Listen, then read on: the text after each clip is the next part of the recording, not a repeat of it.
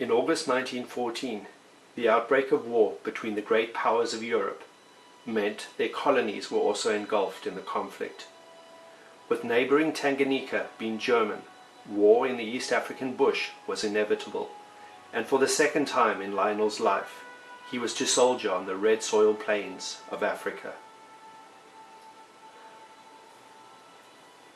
On the 15th of February 1915, Lionel joined E Squadron of the East African Mounted Rifles.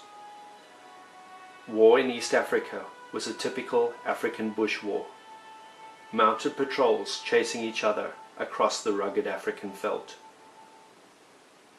Even more fearsome than the guns were wild beasts and tropical diseases.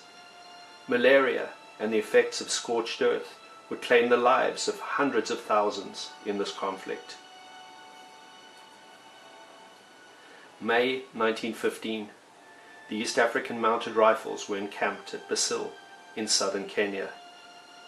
On May 13th, Lionel was one of a 10-man patrol under a sergeant sent to Sekeki Waterhole, a day's ride from camp. About 2 miles from Seki, the patrol was ambushed. Fierce fire from an invisible force meant that the patrol had to beat a hasty retreat. Minutes later, when the patrol rallied, 1 man was found wounded and 4 were missing. One of the missing was Lionel.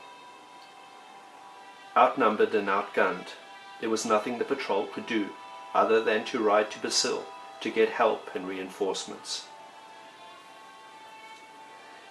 At 4 a.m., a 30-man troop, including the regimental medical officer, Captain Wilson, set off for the site of the ambush. One of the missing was found walking to camp. His mount had been shot from under him. At the ambush site, Trooper John Dawson was lying dead. Close by, Troopers Lionel Poyer and Philibes Ducretoy lay severely wounded. The Germans had found Poyer and bandaged his wounds as best they could. Poyer had been shot through both legs. The Germans had offered to take him to their camp at Longido, but the long ride would have likely killed him. Taking his rifle, they bade him wait for his comrades to return, as soon as the news of the ambush reached Basil.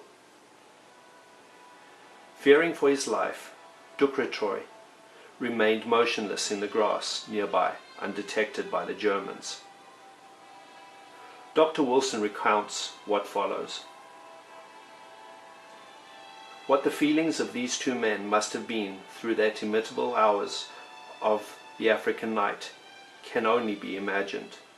The Seki Waterhole, as has previously been mentioned, was notorious for the number of lions which haunted it.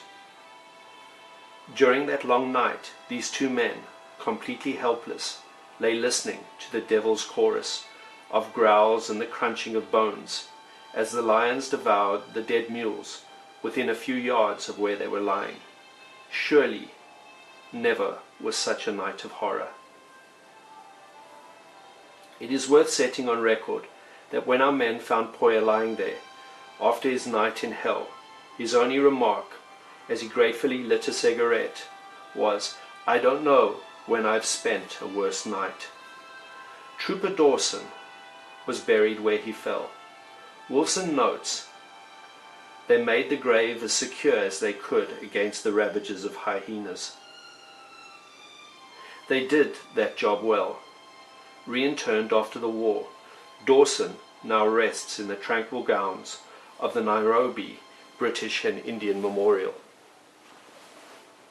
Lionel survived his wounds, but his fighting days were over. He served out the rest of the war on the unattached list, probably doing work around base camps.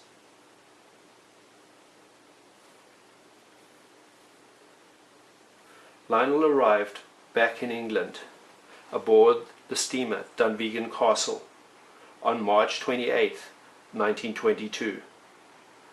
Lionel never married, and it appears he lived out his days in his beautiful hometown of Hastings on the south coast. Lionel passed away in 1953, aged 75. To ensure that the 8 million British and Imperial servicemen and women who served during the Great War aren't forgotten, the Imperial War Museum initiated the Lives of the First World War project. The project is attempting to tell the stories of those 8 million men and women by asking the public to enter what they know about these individuals. From what we have learned following the archival paper trail, Lionel Poyer Poyer's story and those of his comrades on the Seki patrol can now be entered in digital stone. Not forgotten, Lionel Poyer Poyer. Not forgotten.